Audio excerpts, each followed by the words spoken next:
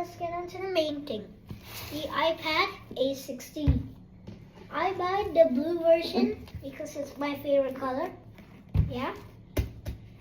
It's over 11 inches and it's actually kind of big as well. Yeah. And it's kind of like cheap, but also this is not like the best version this is not the best version I actually say to buy. I think the best version is like the Apple Pro or Air. So if you're like someone who just wants to have an iPad, I say have this one.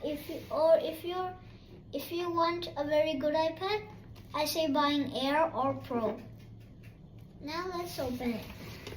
There are some clips here that you just need to rip off. Okay. Okay.